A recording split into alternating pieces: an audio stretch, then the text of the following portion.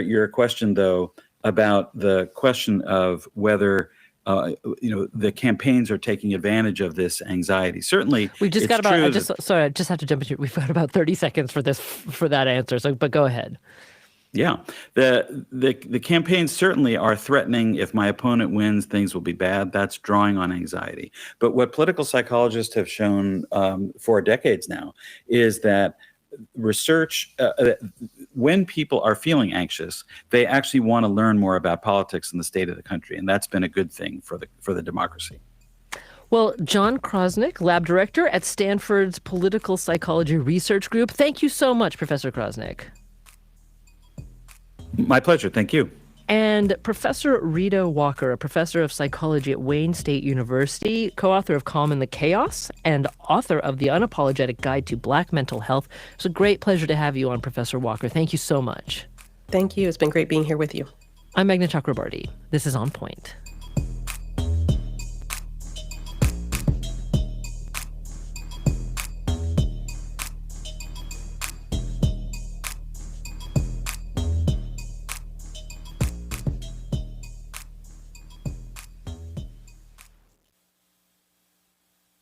On Point is a production of WBUR Boston and is distributed by APM, American Public Media. Support for On Point comes from MathWorks, creator of MATLAB and Simulink software for technical computing and model-based design. MathWorks, accelerating the pace of discovery in engineering and science. Learn more at mathworks.com. And the Museum of Science in Boston, dedicated to inspiring a lifelong love of science in everyone, in museums, classrooms, and online, offering engineering design challenges, digital experiences, live presentations, and more. MOS.org. This is KUOW FM Seattle, KUOW Tumwater, KQOW Bellingham. Just before noon on a Friday, Week in Review is minutes away. Here's your host, Bill Radke. Hey there. Should newspapers endorse political candidates? Does that endorsement make you trust the journalism more or less? And why would you pull such an endorsement 10 days before an election? Also on this week's show, arson at not just one, but 3 ballot drop boxes. When is an 8-inch lane divider like a Trump border wall? And Starbucks fills in the picture. Yet last week we talked about making their menu less complex. We know more now. It's going to be, Starbucks will be a little less extra virgin and some other changes. We'll talk about it on Week in Review just ahead.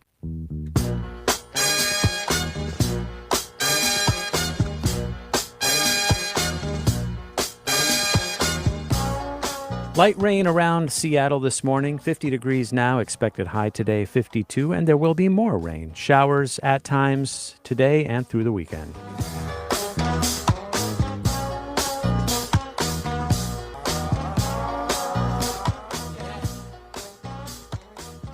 Support for KUOW comes from Pacific Northwest Ballet, presenting The Nutcracker, a tale of holiday adventure featuring PNB's dancers, orchestra, a growing tree, and a snowfall every performance. On stage at Seattle Center's McCaw Hall. Tickets at pnb.org. Washington is a wealthy state that needs more money. So a couple years ago, it tried a new way to tax rich people. It's called the capital gains tax, and an initiative on the ballot could kill it this November. I'm Joshua McNichols. On this week's episode of Booming, what would a fair tax system actually look like here in Washington? Listen to Booming on the KUOW app or wherever you get your podcasts. Support for KUOW comes from Supermicro and NVIDIA, accelerating AI with a wide range of AI servers, networking, and the NVIDIA AI Enterprise software platform. Supermicro is committed to driving AI infrastructure breakthroughs with rack-scale innovations. Live from NPR News in Washington, I'm Lakshmi Singh. Vice President Harris, moments ago in Madison, Wisconsin, defended her campaign trail ally, Republican former Congresswoman Liz Cheney, after former President Trump said guns should be trained on Cheney's face. Anyone who wants to be president of the United States who uses that kind of violent rhetoric is clearly disqualified and unqualified to be president. The Trump campaign says a GOP nominee was expressing his view that Cheney wants to send young people to war despite never having fought herself. The Harris and Trump campaigns are competing for votes in both Wisconsin and Michigan today. A lot of eyes will be on Pennsylvania on Election Day, one of the nation's most pivotal swing states. NPR's Windsor Johnston has been reaching out to voters there with 4 days left before they go to the polls. Sarah Hutchins of Philadelphia County says she wants to see Vice President Kamala Harris become the first female president. It's long overdue at this point, and I wish it wasn't even part of the discussion because it's like, what does it matter? But it's like, it has to be. Tammy Rigaway, a Republican from Allentown, says this will be her third time voting for Donald Trump. I'm a Christian. I think that Donald Trump has all my values. I think he will help our world get back to being normal. Alice Brawley is among the roughly 3% of voters who are still on the fence. I have not decided how to vote, and I may not even vote because I'm not happy with the people running. How's that for an answer? Windsor Johnston, NPR News. Israeli forces damaged offices of the UN agency in charge of Palestinians' affairs in the Israeli-occupied West Bank, according to the UN. The Israeli military issued a statement denying responsibility. Here's NPR's Kat Lonsdorf. The damaged offices belong to the UN Aid Agency for Palestinians, or UNRWA, in the Nur Shams camp in the West Bank. The Israeli military raided the camp during what it called a, quote, counterterrorism operation. The head of UNRWA, Felipe Lazzarini, tweeted that Israeli forces bulldozed the offices beyond use, which he says were a hub for basic services for more than 14,000 Palestinians in the camp. In a statement, the Israeli military denied Lazzarini's account, saying that, quote, terrorists planted explosives near the offices, which were then detonated. Relations between Israel and UNRWA have been increasingly strained. Israeli parliament voted earlier this week to ban the organization, which would severely impact aid in both Gaza and the West Bank. Kat Lonsdorf, NPR News, Tel Aviv. The head of a UN-backed fact-finding team investigating abuses in Sudan says the paramilitary Rapid Support Forces is responsible for large-scale sexual violence against women, men, and children. The RSF's war against Sudan's military has been raging for more than a year and a half. You're listening to NPR News. This is KUOW News. I'm Paige Browning in Seattle. Washington state voter turnout has ticked up slightly in the past day to 43% statewide. People can mail in their ballot or drop it in a drop box by 8 p.m. Tuesday night. Election officials recommend people use the drop boxes if they vote Monday and Tuesday to ensure they don't miss the mail postmark deadline. Voters are deciding Washington governor and all other statewide seats, dozens of state house and Senate seats, judicial positions, and more. Climatologists forecast a weak La Nina this winter. La Nina winters make the region colder and wetter than average. State climatologist Nick Bond, the former state climatologist, says he's watching this seemingly new pattern of colder winters in the Northwest. This will be the sixth La Nina winter out of the last 9. If we do have more La Ninas than we've had in the historical past, that will tend to mitigate effects of climate change. Be good news for us here in the Pacific Northwest. He says that's due to snowpack helping the area stay healthy. Washington's Attorney General continues to seek out how to access records from the Catholic Archdiocese of Seattle. Gustavo Segrero has the latest. The state's lawyers are trying to understand if the Catholic Church used donation funds to cover up child sex abuse. Back in July, a Washington court ruled that the AG doesn't have the jurisdiction to access certain church records. The judge ruled that state charitable trust laws carved out protections for religious institutions and protected them from revealing any sort of records to state investigators. But the AG's office is arguing that secular sexual misconduct should not be protected under religious grounds and filed an appeal last Friday. A spokesperson for the Archdiocese of Seattle says they'll respond to the filing in court and continue to hold out the offer to work with the AG's office. Gustavo Sagrero, KUOW News. This is KUOW. Support for NPR comes from NPR stations. Other contributors include Made in Cookware. Made in Cookware is crafted by chefs for use in restaurants and home kitchens around the world. Their cookware can be found at madeincookware.com. Welcome to Friday. Welcome to KUOW's Week in Review. I'm your host, Bill Radke.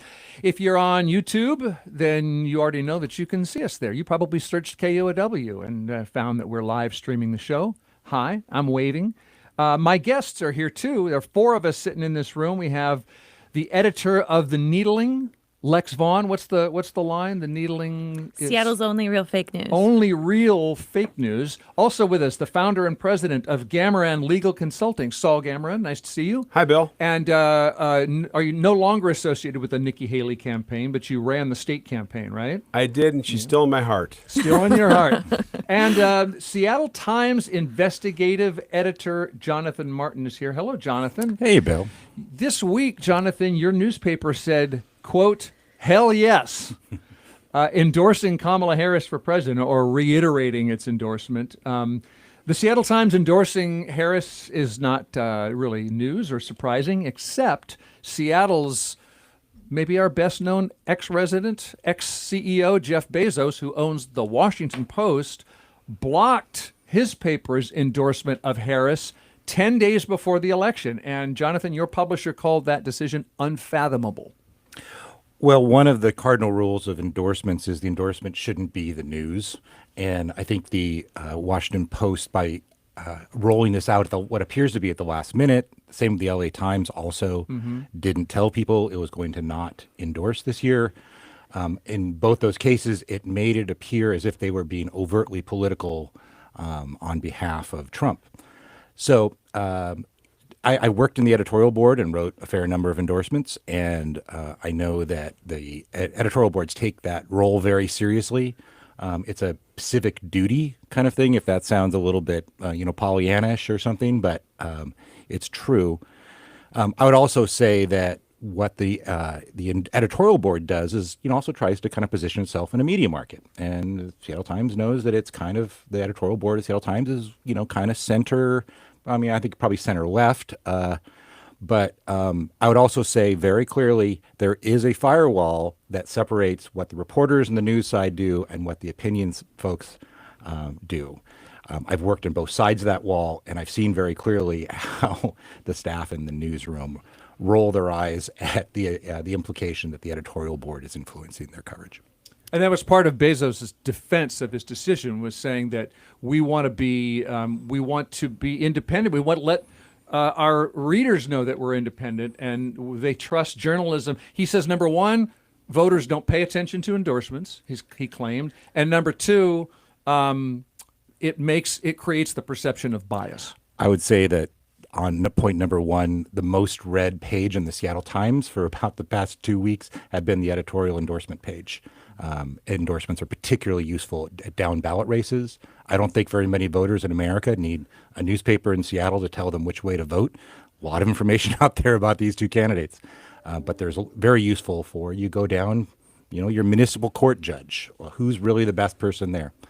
So is the Washington Post not doing any endorsements? Did they used to endorse local races down ballot, and they stopped doing that too? I think they're still endorsing down ballot. Oh, okay. So his point is just about the president. Anyway, what about Lex, Saul? What was your reaction? I think I have like an interesting kind of position here because, honestly, I agree in general that endorsements aren't really great for newspaper, or making endorsements and even having editorial boards. I'm not a big fan of them in general. Why is that? I think they do create bias.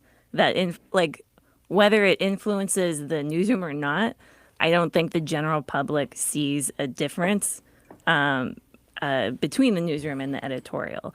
But I also think, Bezos is full of it, pulling this, at the last minute. Also, the editor of the LA Times, the timing of this is horrible. It would feel more believable if they'd done this a year ago or something. But at the last minute like this, it's also just so creepy because we're all really worried about the turnout of this election. And these two billionaires are basically saying screw everything. I need to protect my financial interests right now because I think Trump might be winning next week. Yeah, this is just one more fact is that Bezos has tremendous government contracts, and Trump has been trashing Bezos for years, and so the common accusation against Bezos in this is that he's he doesn't want retaliation by Trump if Trump wins, and so he's protecting his business And he interests. did last time. He missed out on some contracts during the Trump administration. So Saul? I see it a little differently. I think, first of all, the closeness to the election is the story. It's terrible that they did it so close to the election. But there's a long tradition of newspapers not doing endorsements. The Washington Post, the first endorsement they did, I think, was maybe Jimmy Carter or something. They used to not After endorse. they broke the Watergate story, is Right. when they began endorsing. Right. And so it's perfectly reasonable for newspapers not to endorse. I just think the timing is bad. And by the way, very different reasons. The LA Times did it because they disagree with Kamala's position on the Middle East. which I think is also So they BS. said. Yeah. Well, what I'm saying is, skepticism. what I'm saying though is, we don't have to assume that people are lying. I mean, you can disagree. You can think Bezos is doing it for his own personal reasons, and she's doing it for hers, but not necessarily. Maybe they just felt this way. But to do it so close to the election is terrible. Well, is it just terrible, or does it suggest that it's probably not the real? For example, why couldn't Bezos? In fact, Bezos said, he said it was inadequate planning to do this so close to the election. Not, quote, inadequate planning and not some intentional strategy. But if that were true, why wouldn't he say, oh, no, I forgot to block my editorial board's endorsement ahead of time. I can't do it now. It'll seem self-interested. So I'll wait until after the election, and then we'll say, you know what? No more endorsements ever. So it's perfectly clear. I mean, that doesn't make you suspicious, Saul? It does make you suspicious, but it's not dispositive. Right. Okay. I would say, too, Bezos's reason, one of the reasons he gave was that people distrust the media. And then what he did is he basically threw a bias bomb in the middle of the Washington Post newsroom. All 14 members of the Post editorial board all signed a column calling BS on their boss. Yeah. And I feel bad for the reporters in the Washington Post newsroom, too, that are now having to work for a guy that has very clearly done something that is perceived as being pro-Trump. So Bezos himself, I think, screwed this up, and the Washington Post as a whole is going to suffer for it, which is really too bad.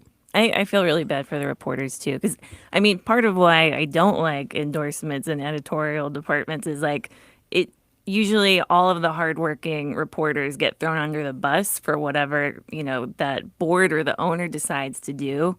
And I've seen that plenty online this week. One of the headlines that we published this week that did really well was, I've canceled my WAPO subscription, announces Amazon Prime member.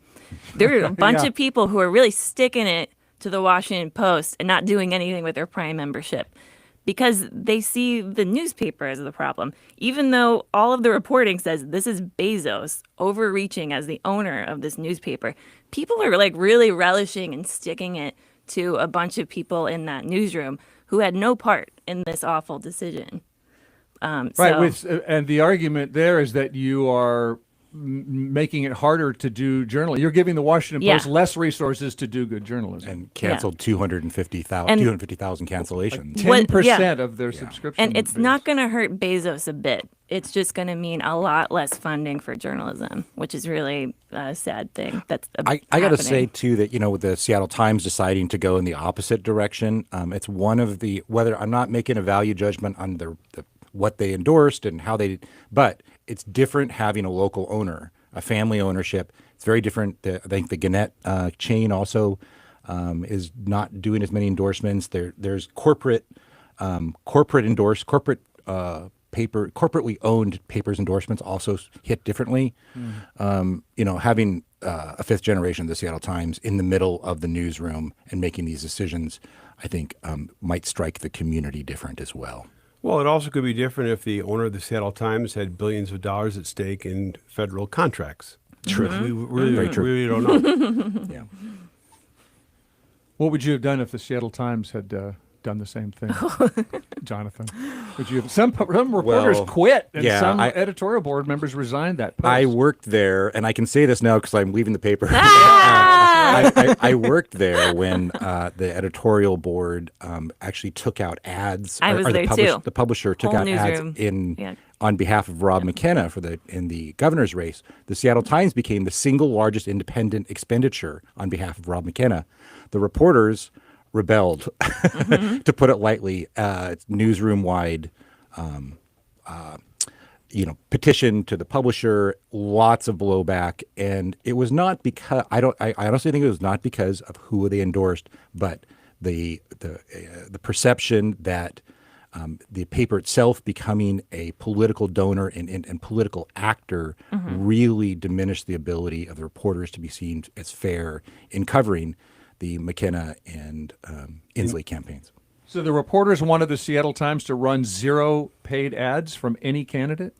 I think just not ones that were paid for by the Seattle Times. Well, that one was basically an in-kind ad. Yeah, right. And it wasn't being properly really cited as an expenditure, like a donation. What if the Washington Post had said, we're not endorsing this year because we're afraid if we do, Trump will punish us? And it would at least be honest. Yeah. Yeah. Everybody's gone there anyway. How would you feel if, Saul, if a newspaper said, we will no longer endorse candidates based on political ideology? It looks divisive and biased. We are endorsing Kamala Harris purely for the nonpartisan values of commitment to democracy and freedom of the press and rule of law. I think a newspaper could do that. They could say, we don't endorse candidates, period. But every once in a while, there's an exception. And in this year, it's an exception. I think a newspaper, if you own a newspaper, you can do it. If you don't like it, go buy your own newspaper. Easily done. Okay, let me end with a couple of quick listener comments. Nikki in Seattle said, no endorsements because we should have free, fair, equitable, and nonpartisan news reporting, non-biased and honest, good old-fashioned journalism. Sylvia in Loyal Heights said, if there's a long-standing tradition of making endorsements for presidential races and you suddenly decide not to endorse right before a presidential election, that gives me pause. Will the news continue to give factual reporting no matter who becomes president? And then Nathan, I appreciated Nathan in Bellingham reminding me of my age.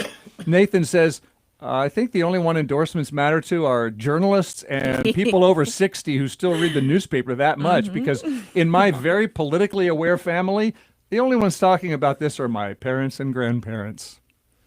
It's so quaint. I would, again, down ballot races, endorsements make a difference. Okay. Yeah, you've seen it.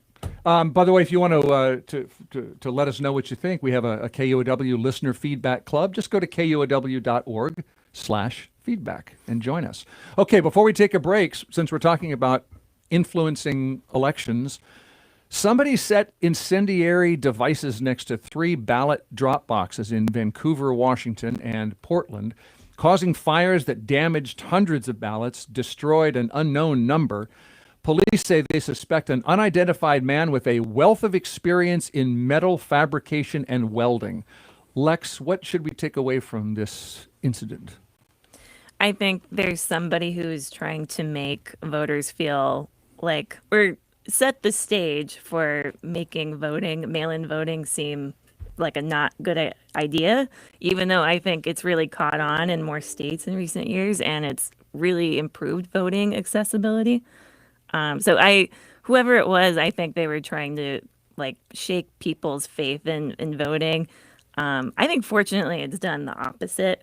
I liked reading one 18-year-old who had to fill out her ballot again because it got burned in one of those boxes.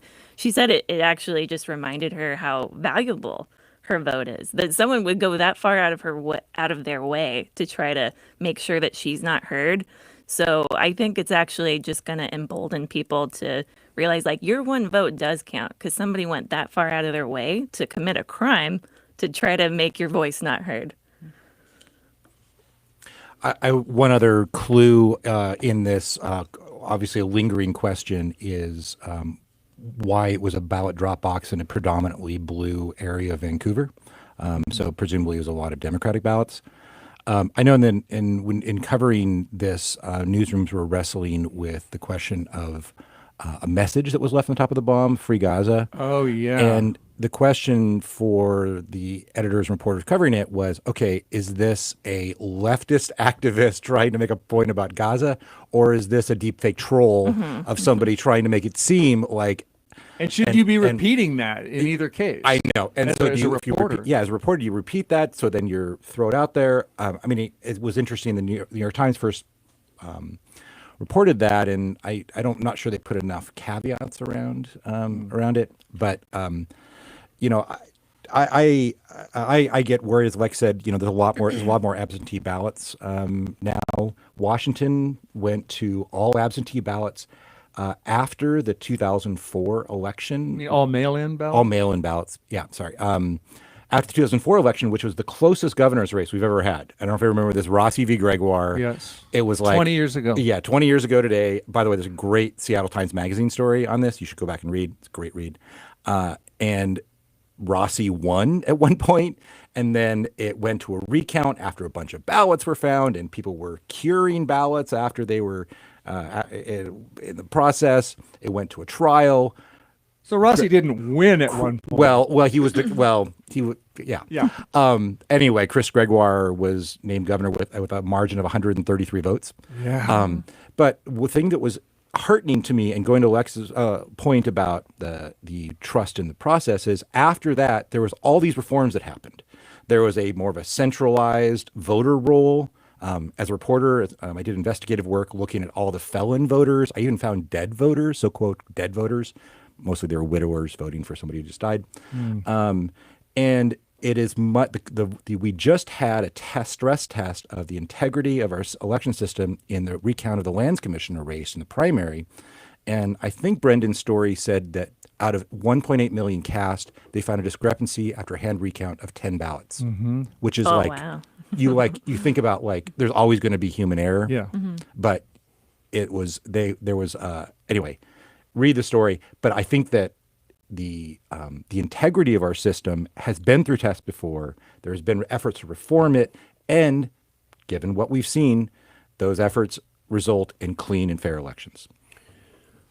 Well, where I would disagree first in terms of who did this, the pro-Hamas and the Free Gaza people have done all kinds of terrible things, blocking traffic, etc. No one ever said, oh, maybe it's really a bunch of pro-Israel people doing that, faking it.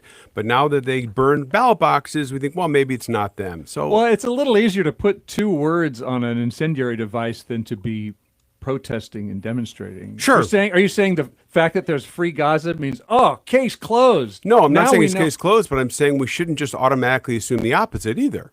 Right. I'm saying that no, I didn't think anyone was saying they put Free Gaza on there. Yeah. So we should assume it's probably them until we can prove it otherwise. Well, that's my view. We just don't know. I don't know. We need to assume one way or the other, do we? Well, the main issue, I would assume that people put sign on because they believe something. But that's, whatever. Maybe I'm wrong. But I think the idea of mail-in balloting is proven to be very successful in Washington, and we can't let this stop that.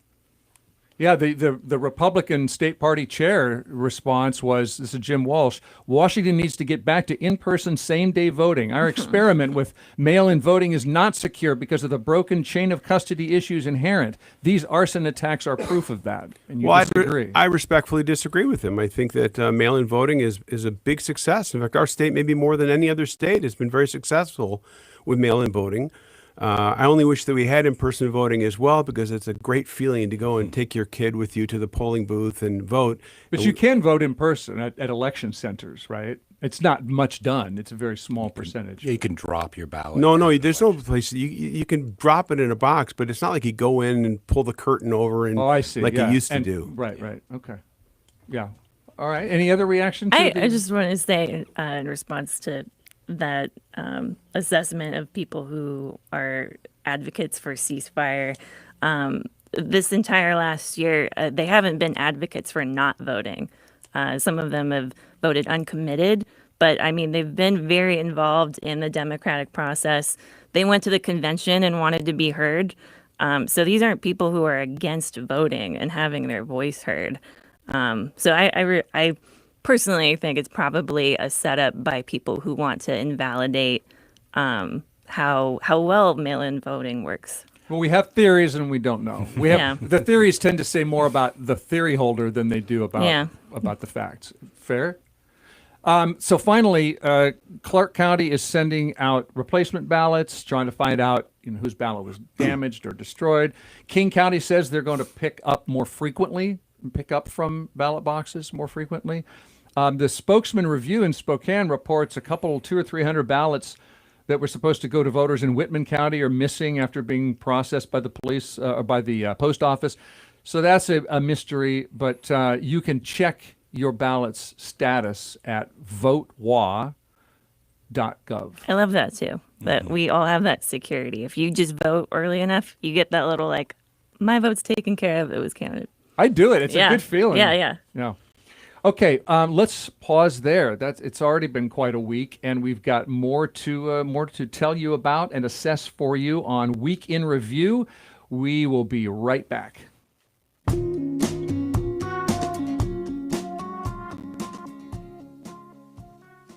We are in the final stretch of this historic election season. Former President Trump and Vice President Harris are making their last big push before it all comes to a head on November 5th. I'm Scott Detrow. Join us for live special coverage of Election Night 2024 from NPR News. We will bring you the latest as the polls close and the vote totals roll in, with the context and analysis you need to stay informed. Live election night coverage begins Tuesday at 4 p.m. on 94.9 KUOW and KUOW.org. Support for KUOW comes from Third Place Books. Music critic Peter Ames Carlin discusses his new book, The Name of This Band is REM, a biography, in conversation with Claire Dederer at Third Place Books in Seward Park, Monday, November 11th at 7 p.m. And from the Startups and Emerging Companies Group at Ryan Swanson Law, lawyers helping young and growing businesses with entity formation, financing, intellectual property, and more. More information at ryanswansonlaw.com. On KUOW's Week in Review, we're still chit-chatting about that ballot drop box arson. By the way, did you know that ballot drop boxes have fire suppression systems in them? No, I thought that was so intriguing when I read that the Portland ballot box that got vandalized, like hardly any of the ballots got damaged, or almost none of them. Like 3. And I was like, wait, I want to know more about that. Like, I do think we it was have the that? the water putting the fire out damaged the ballots more than the fire itself. Oh well, I went online because I was I didn't know about this. So they look like canisters, like propane little canisters that you use when you're hiking. They're that size. They look just like that. And when they heat up, there's a fuse on them. And when that fuse is lit, it explodes the canister full of foam, and that's what douses the fire. So that's the Portland one? They have it in Washington too. Is it where are we using the same thing? I don't know if it's the exact same company, but it's the same idea. I think the one in Vancouver didn't work. I think I read it didn't work. Yeah, one did. It was there, but anyway, my thought was this is what we've come to. I know. Me too. That we have we can't have nice things, including democracy, without we have to have a fire suppression system in our democracy in more ways than one. Okay, so that was reaching back for our last topic. By the way, in case you're just tuning in, this is the Needling editor, Lex Vaughan. This is Seattle Times investigative editor, Jonathan Martin. And this is Saul Gamoran, founder of Gamoran Legal Consulting. And I'm Bill Radke, and we're talking about what happened this week on Week in Review. You can watch us. You can see us online on Facebook. Just search KUOW. Okay, topic number 3. When you vote for a municipal judge, you might have based that vote on a coin flip, or you might have researched that judge and voted for them because you like how they decide cases. They share your viewpoint. If your city attorney's office does not like how the judge you voted for decides cases, can the city attorney's office prevent them from doing that work? When and how and why? This is the subject of a new lawsuit. Jonathan, you want to say more? Yeah, it's a really fascinating lawsuit. So just as a setup, a municipal court judge named Pooja Vidadi ran for office and won. She ran as a reformer, she's a public defender, ran as a, kind of in the Black Lives Matter era, like very much saying the system is not working, it's broken. City prosecutors who appear in front of her started complaining that she was making rulings that were either legally flawed, or that she was she was letting wasn't granting no contact orders for domestic violence cases, doing some other things. Overruling her fellow judges, not deferring to court orders. They claimed erroneous evidentiary rulings. By the way, at the beginning, I said the city's attorney's office doesn't like these rules. It's not. It's more than that. It's an accusation anyway, an allegation it's that this is being misconduct. done of misconduct. Thank you. And they started blanketly requesting an affidavit of prejudice, which is a legally valid process which you can either side can claim a judge is biased and shouldn't hear a case. Affidavits of prejudice can be filed for a bunch of reasons. They have been filed for against other judges before. In fact, I think it was Vedati's predecessor, Ed McKenna, had a bunch of affidavits of prejudice that were filed actually from public defenders, although with support as well from the city attorney's office. So he was being attacked from essentially the air quote left for being too conservative, air quote conservative with his rulings. In this case, we have. Was it just conservative, or was there misconduct allegations? You know, I didn't research. I didn't cover that, but Okay. I'm just there. This is not. What I'm just saying is not unprecedented. So the question now we have is whether or not the city attorney exercising this valid legal process is invalidating the will of the voters.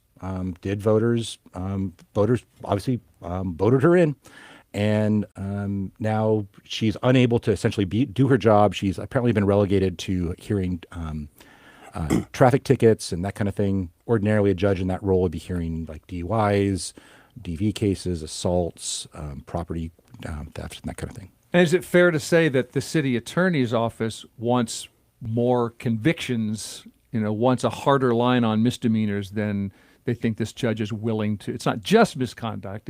There is a difference of opinion here. The memo that was written by the previous criminal division chief was a little bit more than that. It was that we need to follow the law, and also the city attorney's office did feel like public safety was being endangered, for example, of not granting domestic violence, no contact orders and that kind of things, bail decisions, people being let out of jail who the prosecutor's office felt was a danger. Well, first of all, she didn't run on a reform agenda. She ran on an agenda of tear the system down, that it's racist, that it's corrupt, and I'm going to get in there and make change. That sounds like reform. Okay, well, I don't think so. That sounds revolutionary to me. Okay. Reform sounds I want to work within the system and reform it. She decides I want to work without the system, and I'm going to tear it down. And She's a sitting judge. No, this is before she was a sitting judge. When she ran. She was running to be part of the system. Right, and she Okay. won because this is Seattle, and she Okay. won. Okay. And she's a disgrace to the bench, and the city attorney's office is trying to protect the public. I mean, these are domestic violence victims these end up becoming murder cases sometimes.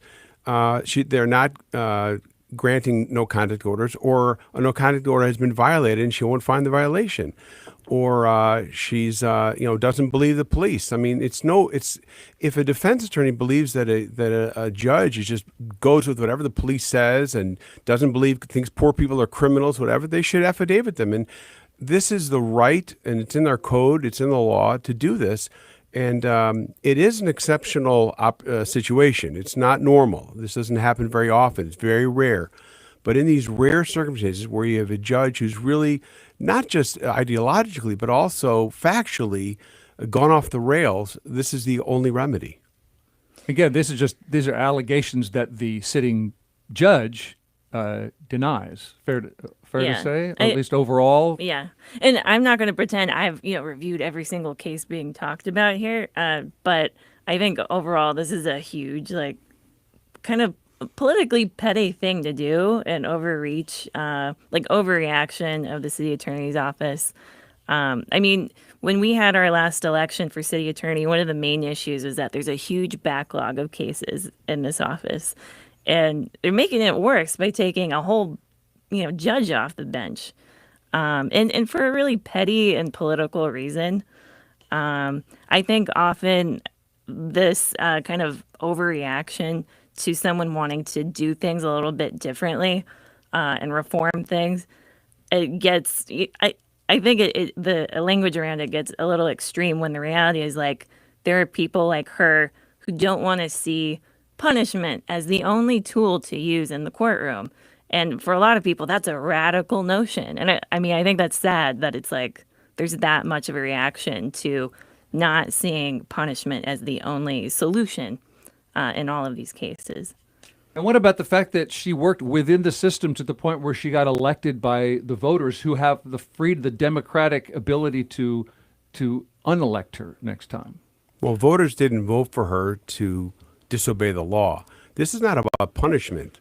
She can sentence people to whatever she wants. This is about following the law and protecting domestic violence victims and assault victims, and not just running roughshod over the law. And by the way, this didn't come from the top. This came from the line prosecutors, the 20-year prosecutors who've been doing this for years, and there's some judges are a little easier, some are a little harder, some are pro-police, some are pro-defendant. But this percolated up to Ann Davidson. It didn't come from the top. I would say, too, one point about that I mentioned earlier, actually, municipal court judge endorsements. People don't have a lot of information about the lower level judges. Yeah. I think if anybody's looked at the back, Every time I have a Needling headline about that, like, judge pretty jazzed. You still don't know who the hell they are yet. Because it's like, I think you almost always vote on an endorsement. You look at the Stranger, the Seattle Times. Yeah. You're like, I'm not fully researching this. And I'm not saying that, I'm not speaking to Judge Vadati here specifically, just broader issue. One other broader issue I would identify too is that there is actually a way of addressing misconduct on the bench. The state has a commission on judicial conduct. My problem with the Commission on Judicial Conduct is it operates entirely in the dark.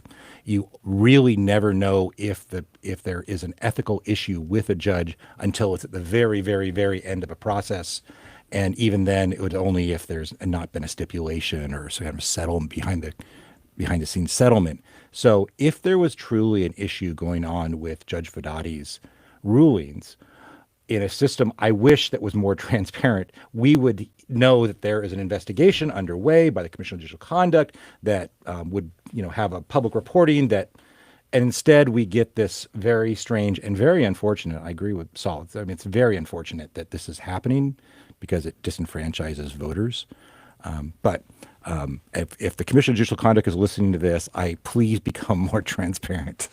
Yeah, because instead we have you heard the widely disparate interpretations of this dispute that we're having. This judge Vadati basically wrote in The Stranger saying that the city attorney's office has not made its case of bias, and that, quote, if prosecutors can effectively nullify a sitting judge this way, we do not have real elections. And these are I don't know if allegations is the legal term, but these are characterizations, very different characterizations, and I don't know what to add to that. I don't know I don't know how is the public going to be able to listen to all the claims and make a decision about whether this is an appropriate use of this nullification order. I would make one other point, really pulling back from this case again. The voters of the city have made a series of decisions that would lead to think they want a more centrist criminal justice system. Elected the more centrist mayor candidate. They elected a city council that was clearly more centrist or less ideological. Do you mean more punitive in the case of the prosecuting attorney? I mean punitive, yes, or hard or accountability focused. I'm not going to put value judgments on that.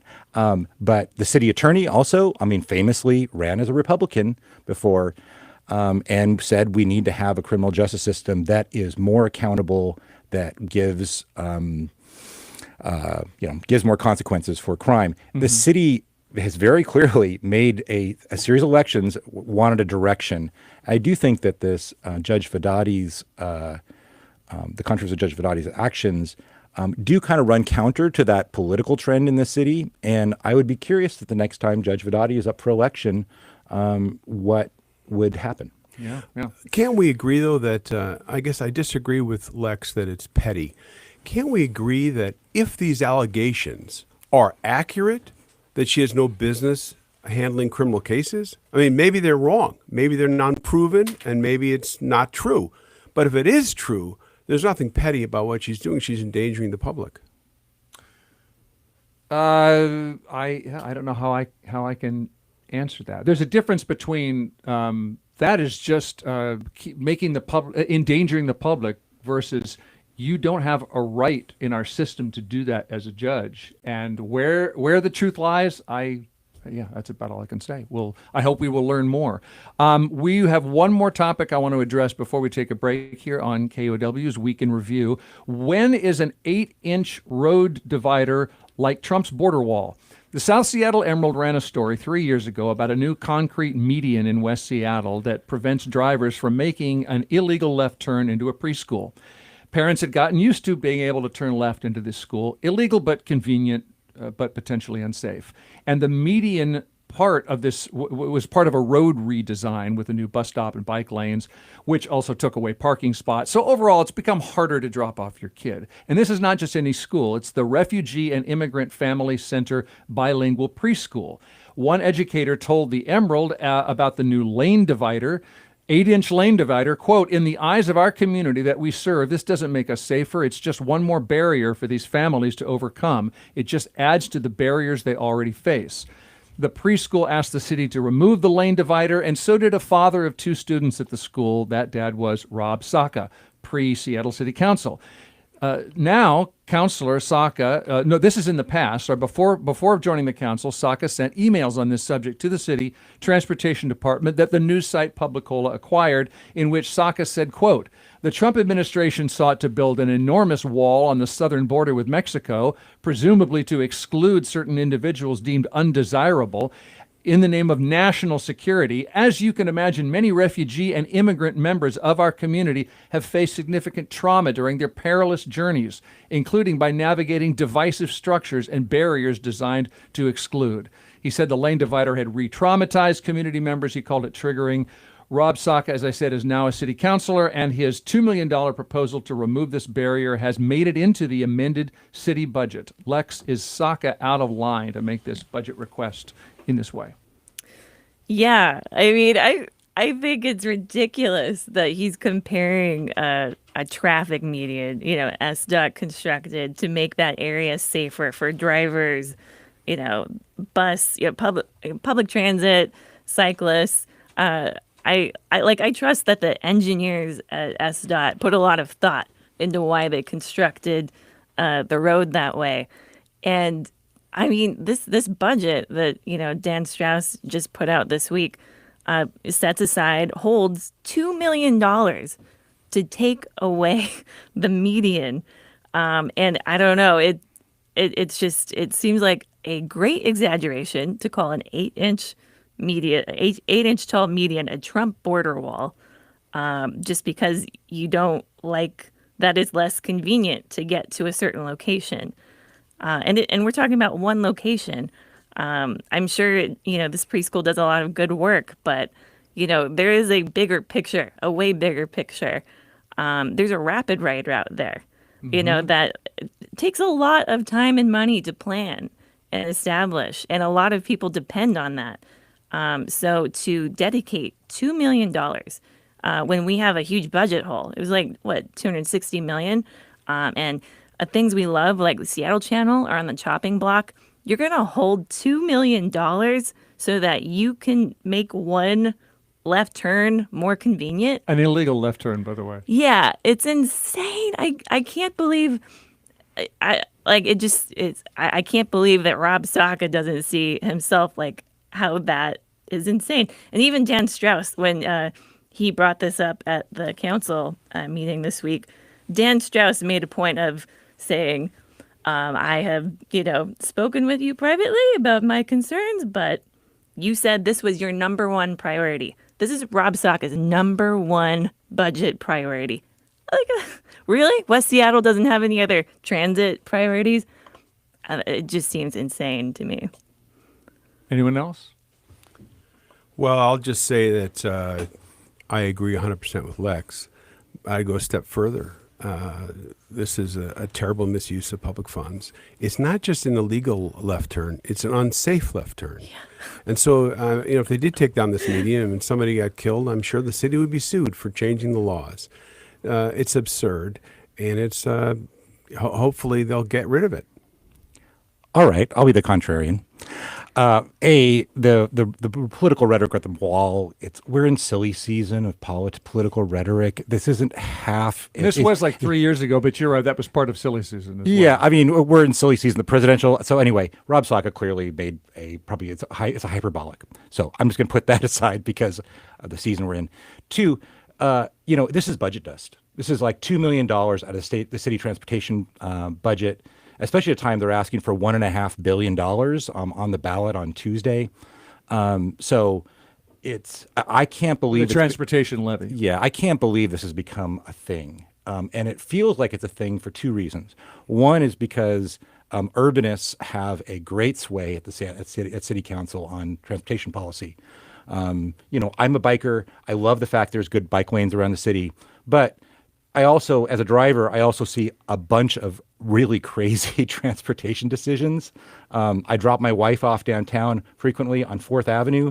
I have this crazy slalom S-curve right in the middle of the old Bon Marché because they put in a one-block bus lane. I was just driving here. They put in a protected bike lane, so Northeast 45th is one lane now, which basically makes the back extend to the freeway. So SDOT, I think, in my perception, has a tendency to ignore what is a reasonable transportation approach that fits both bikers, buses, and cars. Are you saying that the $2 million request to tear out the median that stops you from making an illegal left turn would be a good or reasonable expenditure? I just think it's a tempest in a teapot. I think there are a lot of other things we could be talking about in terms of transportation policy in the city. And I think a lot of the criticism coming from this, particularly from the left-leaning media in Seattle, is because they don't like the city council's drift to the center.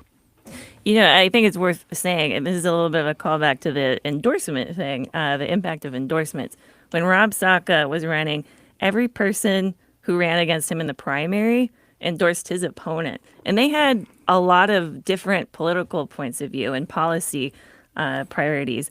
They all endorsed his opponent because they didn't like him as a person. He was weird. Well, now, wait a minute. I was really trying to confine this to the question of whether this is a good because expenditure. Because of a Seattle Times endorsement.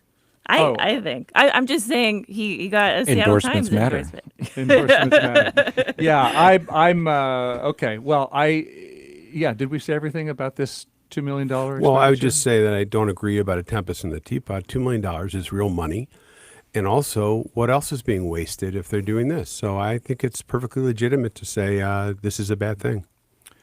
Okay, fair. You are listening to us have it out and compare viewpoints civilly on KUOW's Week in Review. I'm Bill Radke. Let's take a short break because we've got more to tell you about the week gone by.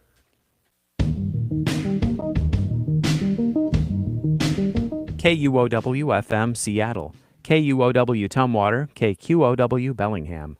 It's 12:49. Showers today with an expected high of 52. Hey, it's Monica Guzman, host of A Braver Way podcast. The elections are officially upon us. No matter who you're voting for, it's vital that we learn how to listen to each other. A Braver Way is here to help you lead with heart and find ways to bridge what divides us. Listen weekly on the KUOW app or wherever you get podcasts. Support for KUOW comes from Ants Community Garage, offering bay rental with access to vehicle lifts, fluid and part disposal, specialty tools, and more. A do-it-yourself auto repair shop located in Everett and opening this fall in Seattle. Information and reservations at antscommunitygarage.com. And from Third Place Books, music critic Peter Ames Carlin discusses his new book, The Name of This Band is R.E.M., a biography, in conversation with Claire Dederer at Third Place Books in Seward Park, Monday, November 11th at 7 p.m. You're listening to KUOW's Week in Review. I'm Bill Radke. We're getting close to the end of this hour of telling you what happened this week and what it means. And I'm with Seattle Times' Jonathan Martin and Gamoran Legal Consulting's Saul Gamoran and the Needlings' Lex Vaughan. We have time to tick through a few more stories and figure out what made us smile this week. Story number one, leaders of the striking machinists are endorsing Boeing's new contract offer. 38% general wage increase, $12,000 ratification bonus, same 401k match, no pension. And the vote is scheduled for Monday. You'll remember that Seattle's former police chief, Adrian Diaz, got demoted last year, accused of sexual harassment, discrimination, sexual grooming, which he denies. Fox 13 reported that Diaz has filed a rather $10 million claim against the city, saying it wrongfully discharged, harassed, retaliated, and discriminated against him, partly because he came out as gay and also because he refused to perform an illegal act. This week, the department put Diaz and the department's communications director, Jamie Tompkins, on paid administrative leave and didn't say why. KUOW got hold of a memo from the city's Office of Inspector General that claimed Diaz provided untruthful information during an investigation into whether he hired an alleged romantic partner, Jamie Tompkins, to be his chief of staff. I was going to say that KUOW did really interesting investigative work, laying out a case that the two of them were having an affair, which would have then violated a number of city policies. And so the Diaz fallout here is really, really fascinating. There's the crosswinds of the sexual harassment lawsuits. Now the allegations that he was discriminated against for being gay, and the potential for having a romantic affair in the middle of this. It makes me feel like this is kind of like I don't know, it's a little bit of a soap opera at City Hall. Yeah. And he's not even police chief. No. Yeah. You can't get Diaz out of the picture. Although he is being paid, I think, like $350,000. Yeah. So yeah. Still paid administrative leave. All right. Let's see. On last week's show, we told you the new Starbucks CEO wants to simplify their, quote, overly complex menu, and we weren't sure how. This week, we found out they are ditching olive oil coffee. Oleato. Oh, no! My yes. favorite drink. The Oleato, the unfairly maligned blend that Howard Schultz imaginatively came up with in Sicily. Also, a very tasty laxative. Okay. But this is going to get at the risk of getting too personal. Did you experience a laxative problem after drinking Oleato? No, I just know that that's a combination. Yes, that is enhanced laxative properties. That's the name. I drank it maybe 3 times to try it. Oh wow! I thought it was okay. I think it was not Starbucks. My favorite. I think it was Starbucks' attempt at bulletproof coffee. Instead of butter, olive oil. But it was like way late for that. In the first place. I think you got about 2.5 times more stabs in this than I did, Bill. Weren't you even curious? I took a sip and it was like, oh my God. More important, they're going to drop the surcharge on soy milk. Yes. So that's really great. It's like an extra 70, 80 cents if you want oat milk or soy milk or almond milk, not milk, by the way. And they're going to stop upcharging you. Yeah. Dropping the extra fee on non-dairy milk is a real move towards trying to get Seattle back. I'm like, okay, they're trying. They're taking it seriously. Or will they just make it all more expensive and so they're charging everyone? Maybe there's a surcharge for milk. At least it's fair. Okay. They're also getting rid of toffee nut syrup, which I've had more Oleato than I've had toffee nut syrup. It is going away. Couple of things. The new CEO, Brian Nickel, said we must reestablish ourselves as the community coffee house. So there's much speculation about whether this is going to mean more comfy couches or the condiment bar is coming back where you pour your own, half and half or sweeteners. How about selling newspapers again? They used to do that. Oh, that's right. Yeah. You think they'll ever sell newspapers again in Starbucks? I think it just certainly makes the coffee house feel. That's part of the atmosphere. If they want to feel like a real cafe again, that's part of the vibe. Yeah, totally. Just have one sitting there, even if it's a year old. Yeah. It's an archive edition. Yeah. Some people speculate it's going to mean limiting the toppings and syrups, so it feels like just a more old-fashioned, simple coffee bar. The CEO said, quote, "We kind of incentivize people to customize drinks that probably aren't the best way to execute the drink." I've heard that baristas across, you just like at any coffee house, disdain Starbucks because they, really let customers feel like it was completely normal to have 12 specific requests for their drink, which just makes it a nightmare for like every barista.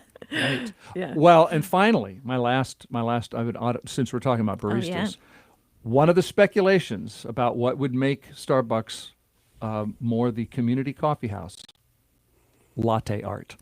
Oh, Because well, that would be smart. they don't do the swirls and the foam. I'm surprised they haven't leaned into that more. I mean, Yeah. that's a big deal. I love latte art. Doesn't that slow down your barista?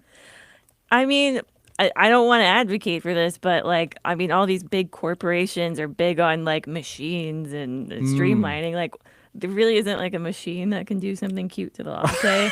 I mean, I see that Artificial coming. intelligence. I'm not encouraging it, but Okay. I'm surprised it hasn't happened. All right, you know what I see coming?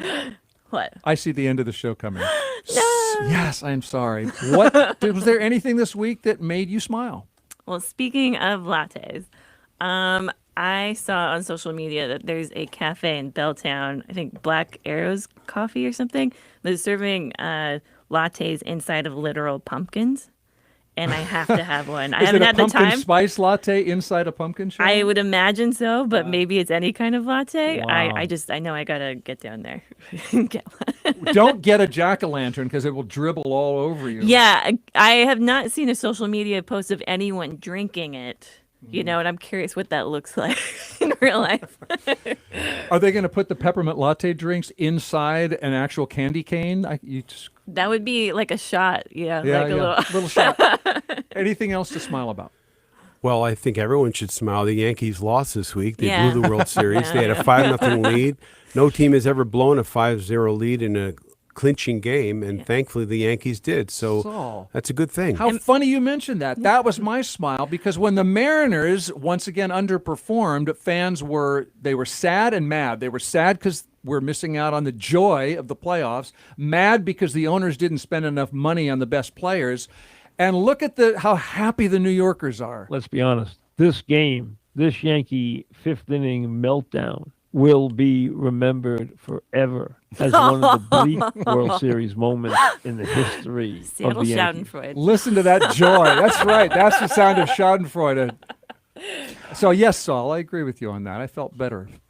Mine is not necessarily a smile, but a farewell. This is my last time on Week in Review after being on here for about 10 years. I am moving to Hawaii next week to start managing a great nonprofit investigative newsroom there called Civil Beat.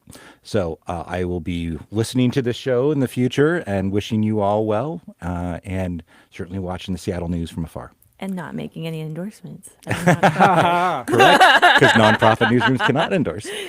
Jonathan, I told you this, privately, but it has been such a treat, professionally and personally, to have you on this show. Thank you. Thank you, Bill. I have to tell you, I've written probably, 1,000 bylines in the Seattle Times over 20-something years.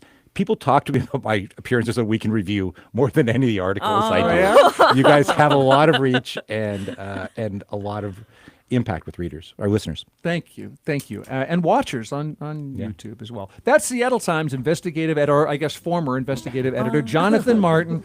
Oh, the Needlings editor, Lex Vaughan, and founder and president of Gamoran Legal Consulting, Saul Gamoran. What did I miss? We're already in Hawaii. Oh, we're in Hawaii. Thank you, Hawaii. Thank you, producer Kevin Kniestead, engineer of the sound, Bernard Willett, producer of the audio, Hans Twite, live streamer of the Facebook, Juan Pablo Chiquiza. And thank you. See you next week.